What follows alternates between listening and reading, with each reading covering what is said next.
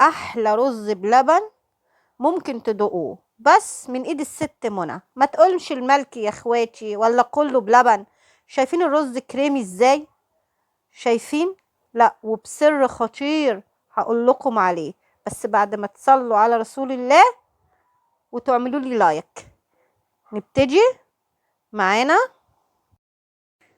نيجي بقى للمقادير بتاعتنا. معايا كوباية رز، ده لتر لبن وكوباية. ده المقادير على قد كوباية رز. وطبعا القشطة بتاعت اللبن انا هاخد منها معلقتين بس، بتعزز الطعم وبتخليه تحفة بصراحة وكريمي زي بتاع المحلات. وطبعا السكر حسب الرغبة. المكون الاساسي بقى اللي هو بيخلي الرز بلبن في حتة تانية خالص، تاخدي معلقة كريم شانتيه بس كده. بينا بقى على الطريقة. اول حاجة هغسل الرز واجيلكم. ادي الحلة هتحطي فيها كوباية الرز،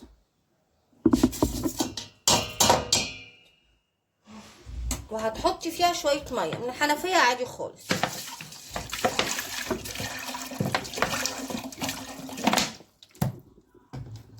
وتحطيها على البوتاجاز تغلي غلوتين بالظبط وتطفي عليها. وكده بعد ما الرز غلي غلوتين بس هنقوم طافين عليه النار.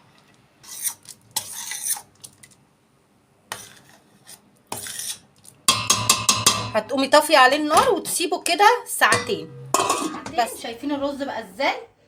انا عايزاه كده، ايوه، مفيهوش ولا نقطه ميه، وفي نفس الوقت ولا لزق في الحله ولا حاجه. اقوم حاطه اللبن بتاعي،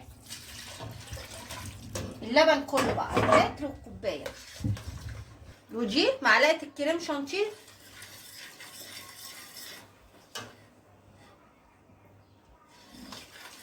هتقومي حطاها عليه، وتقومي جايبه السكر بتاعي، حاطه السكر على حسب الرغبه. يعني انا عندي الولاد بيحبوه مسكر شويه فبزود السكر، وابو الولاد كمان بيحبوا مسكر عشان ما يزعلش مننا. تفضلي تقلبي فيه. في قشطه بس احنا مش هنحطها دلوقتي.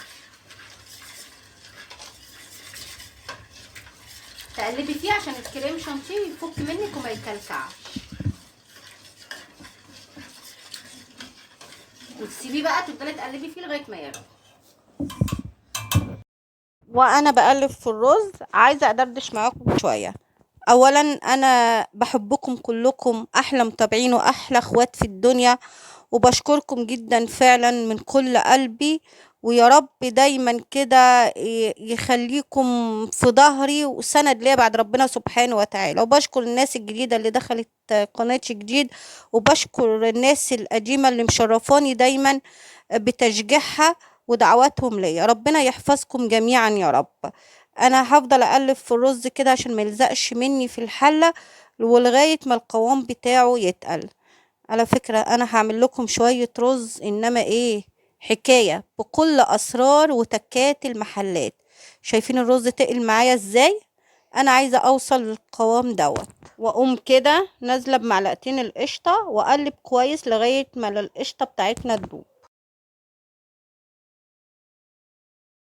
شايفين شكله عامل ازاي؟ عايز يتاكل من قبل ما يبرد، ما بالك بقى لما يبرد.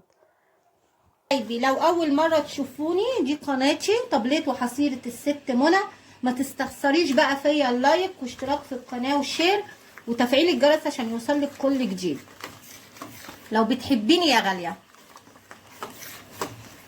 التكايه المهمه جدا لو انت عايزه يبقى وشه مكرمش كده ويبقى طري، هقولك دلوقتي. كده خلص خالص. شايفين القوام عامل ازاي؟ شايفين قوامه؟ شايفين اهم حاجه انه يبقلل كده. يبقى كده هتاخدوا نتيجه هايله للرز. بعدين تعملوا ايه؟ التكايه بقى تقوموا مغطينه وطافين عليه قبل ما تغرفوه في الاطباق. سيبوه كده نص ساعه او ساعه بكتير قوي. وكده لما عدى نص ساعة بالظبط لما انا غطيته، التغطية ديت بتخلي الرزاية كلها بتشرب من اللبن وبيبقى كريمي كده ببعضه. نيجي بقى نغرف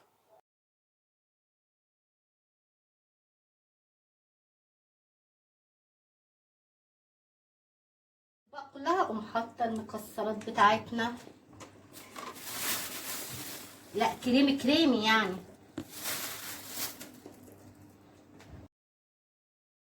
مكسرات عندك زبيب، جوز الهند، سوداني، بندق، اي حاجة عندك.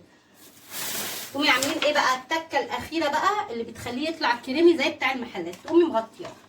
ايوه مغطياه وتسيبيه يبرد شويه وتحطيه في التلاجة. تغطيه كله زي كده وتسيبيه بس نص ساعه وبعد كده تحطيه في التلاجة. انا كده هغطي على كله بلبن. وادي كده لما خلصنا. اذا عجبك الفيديو بقى ما تستخسريش فيا اللايك. السلام عليكم ورحمه الله وبركاته. بالهنا والشفا.